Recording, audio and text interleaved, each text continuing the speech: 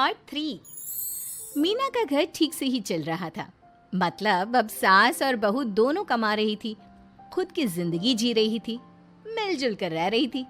लेकिन कहते हैं ना, दुख के दिन नहीं टिके तो सुख के दिन कैसे।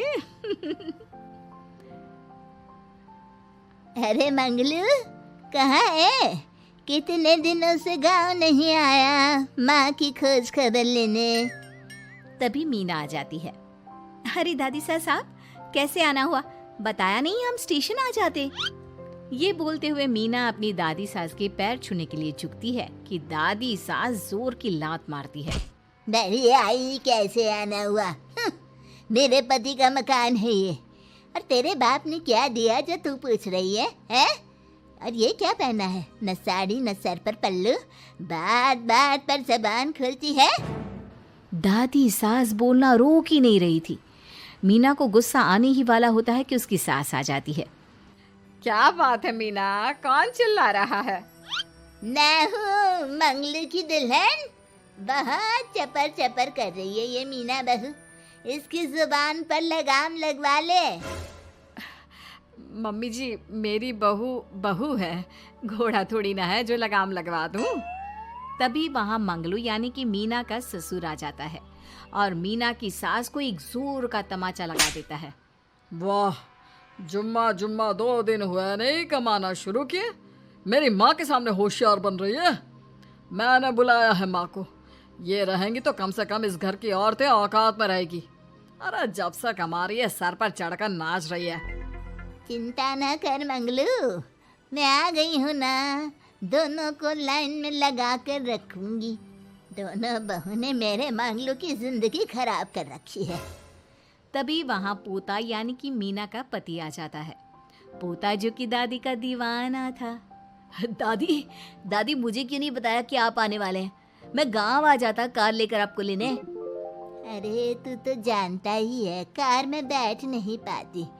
पता नहीं, बहुत दिनों से लग रहा था कि तू और मंगलू परेशान है। आज मन नहीं माना तो आ ही गई मैं। देख, यहाँ आकर पता लग रहा है। क्या पता लग रहा है दादी? यहाँ तो सब ठीक है, किसी को कोई परेशानी नहीं है। क्यों माँ, क्यों मीना, क्या हो गया? इन दोनों को क्यों परेशानी होगी? इन लोगों ने तो परेशान करके रखा है। माँ और मीना के बारे में कैसी बात कर रहे हैं पापा? क्या हो जाता है आपको रह रहकर? तू तो खाना बना बना कर बेशर्म हो गया है, लेकिन मैं नहीं। मेरी माँ आ गई है अब इस घर में। अब यहाँ सब वैसे ही रहेंगे जैसा मैं चाहता हूँ। देख मंगलू, तेरी बहू काम करती है तो मुझे कोई लेना देना नहीं है, लेकिन मेरी बहू कोई दर्जी का काम नहीं करेगी। साफ साफ बोल रही हैं। लेकिन दादी साहब, वो तो बहुत अच्छा बुटीक चला रही हैं। बहुत अच्छा चला रही है, लेकिन हम लोगों ने अपने घर की बहू से ना काम नहीं करवाना। अरे इसके बाप को शादी के वक्त ही बोल दिया था। और इसके बाप जिन्होंने दहेज में एक साइकिल दी थी ना, कैसे हाथ जोड़कर कह रहा था, मेरी बेटी आपके घर आ गई, इससे सौभाग्य कुछ नहीं। अब देखो इसकी बेटी, बहू आ जाने के बाद सर पर चढ़ रही है मेरे मंगलू के। मीना जो कि सास की बुराई सुनकर परेशान हो जाती है। दादी सा छोटा मुंह बड़ी बात। लेकिन क्या पिताजी ने आपको बताया नहीं? सासू माँ ने अपने पैसे से ससुर जी के जन्मदिन में कार दी थी। ससुर जी इतने साल से स्कूटर से जाते थे, अब कार से जाते हैं। क्यों ससुर जी, बताया नहीं आपने? क्यों रे मंगलू, कार ले ली तूने? मुझे तो तू पैसे भी नहीं भेज रहा। 2 महीने से कैसे कैसे दिन काट रही थी और तू यहाँ कार से घूम रहा है। आप भी सासू माँ को अपने बैंक अकाउंट की डिटेल दे दीजिए दादी सा, वो डाल दिया करेंगी पैसे आपके अकाउंट में। क्यों सासू माँ?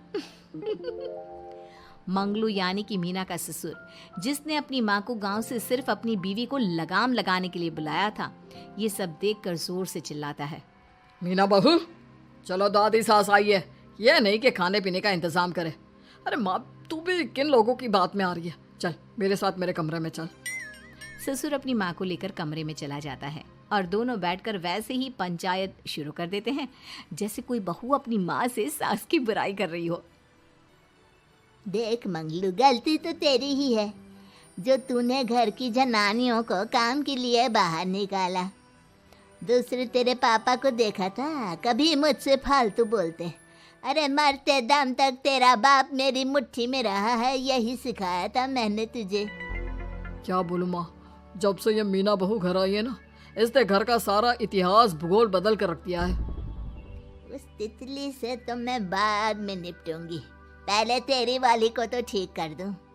अरे बहू क्या आ गई, खुद को टाटा अंबानी समझने लगी है। माँ देख, जो भी हो, इस बात को याद रखना कि हमारे घर की परंपरा क्या है। औरतों का औकात में रहना जरूरी है। अरे बहू के साथ मिलकर माँ ये बात उड़ती रहती है।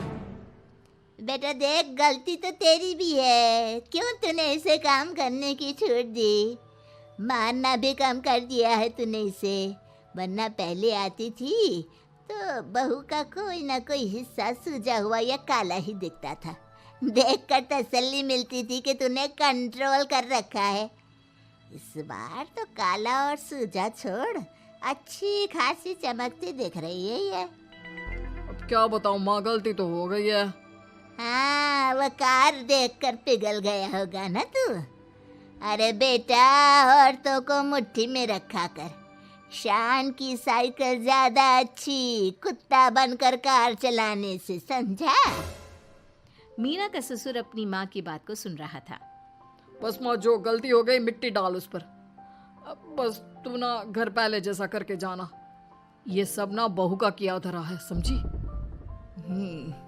मतलब बहू को ठीक करना है तो बहू की बहू को लगाम लगाना होगा, ठीक है।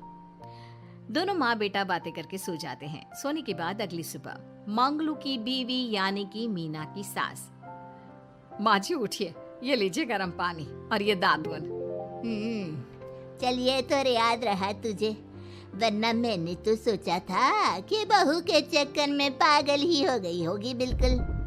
अरे बहू के चक्कर में पागल होने का क्या मतलब होता है माँ जी। उसने मुझे मेरे पैरों पर खड़ा होना सिखाया है। मैं तो कहती हूँ उसके जैसी मेरी बेटी होती ना तो शायद मैं बहुत पहले जीवन का मतलब समझ चुकी होती। तो दादी सास को समझ में आ जाता है कि सारा मामला मीना पर जाकर ही ठीक होगा। वो सोच लेती है कि अपनी बहू को छोड़कर पहले मीना को सही करना है। फिर अगले रोज, अरे मेरे पोते के पास तो मेरे पास बैठने का वक्त भी नहीं है, हैं? अरे कैसी बात करती है दादी, तेरे लिए तो मैं नौकरी भी छोड़ दूं। नौकरी नहीं, तू ना बीवी छोड़ दे, खुश हो जाऊंगी मैं। नीरज हैरान हो जाता है कि उसने तो मजाक किया था। दादी ये क्या बोल रही है? कैसी बात कर रही हो दादी, मीना ने तो सारा घर संभाला हुआ है। पहले तो घर गिरा जा रहा था ना। तेरी मीना के आने के पहले ना घर में चूल्हा जल रहा था, ना कोई रोटी खा रहा था, क्यों? नीरज को दादी बीवी के खिलाफ खूब कान भरती है। तू सही कह रही है दादी, औरत पैर की जूती और हाथ की मुट्ठी में ही ठीक लगती है। मीना ने ना सिर्फ घर का माहौल बिगाड़ा, माँ को भी पिताजी की इज्जत करनी छुड़वा दी। अब ठीक बोल रहे हो, घर को बिगाड़ने की मेन जिम्मेदार तो मीना ही है दादी। अभी उसे ठीक किए देता हूँ। तभी वहाँ पिता भी आ जाता है। देख बेटा, तो रोटी कम खाना मंजूर, लेकिन इन औरतों के आगे झुकना मंजूर नहीं। तेरी दादी ने घर की परंपरा बनाकर रखी, मजाल कि मेरा बाप मेरी माँ के सामने कुछ कह लेता। पर पापा एक बात पूछनी थी। रहने बेटा, तू ना कंफ्यूज है जीवन में, तू ना कंट्रोल कर पाएगा अपनी जनाने को। मंगलू, मेरी तो टिकट ही करा दे गाँव की। तुम लोगों के घर तो मर्दों की कोई इज्जत ही ना है, और ये मेरे घर की परंपरा ना है, मैं चली। अरे ना ना दादी, मैं तो बस देख अब मैं कैसे कंट्रोल करता हूँ इसे कल। फिर अगले रोज मीना ऑफिस के लिए तैयार हो रही थी कि देख मीना, आज मेरे दफ्तर से कुछ लोग खाने के लिए आ रहे हैं, तो शाम के खाने में। लेकिन आज तो मेरी मीटिंग है, फिर घर आने में मुझे देर हो जाएगी। तो मैं क्या करूं? बोला ना शाम को खाना बनाना है तो बनाना है, समझी। मीना को पति की बात अजीब लगती है, पर वो दादी सास के सामने कोई भी ड्रामा क्रिएट करना नहीं चाहती थी। ठीक है, मैं शाम को जल्दी आ जाऊंगी। अच्छा क्या खाना है प्लीज जल्दी से बता दीजिए। पर बेटा तू तो। बहू सास को चुप रहने का इशारा करती है, लेकिन पोते को तो लड़ना था। वो मीना पर जोर से चिल्लाता है। मीना, देख ज्यादा हीरोइन मत बन।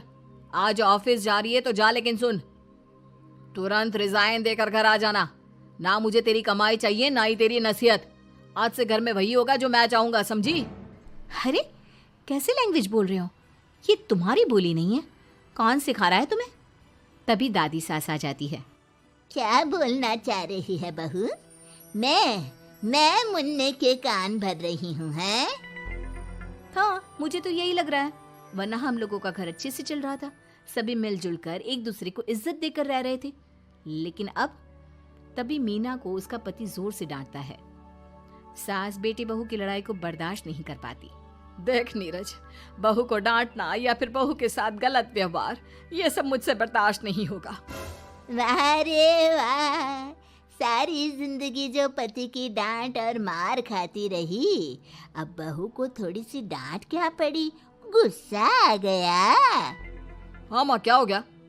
मैंने तो मीना को कहा कि देख नीरज, मेरी बहू को कुछ नहीं कहेगा तू। ये माँ ही होती है जो अपने बेटे को औरतों की इज्जत करना सिखाती है। लेकिन कोई औरत अपने बेटे से बहू को मारना या डांटना सिखाए तो ये शर्म की बात है। मैं नहीं चाहती कि तू औरतों की इज्जत ना करे, जबकि मैं खुद एक औरत हूँ। दादी सास बहू की बात सुनकर शर्म से सर नीचे कर लेती है। सच कहा सासू माँ, एक रानी ही अपने बेटे को राजकुमार की तरह पालती है, जो दूसरी औरतों का सम्मान करे। काश दादी सास भी पिताजी को अच्छे संस्कार दे पाती। मीना की बात सुनकर दादी सास उन लोगों से माफी मांगती है। मैं समझ गई बहू, औरतों की बेइज्जती करने को घर की परंपरा समझती थी, झूठी शान समझती थी। वो सब गलत है। औरतों की इज्जत से घर में माँ लक्ष्मी और सरस्वती का वास होता है। मुझे माफ कर दो।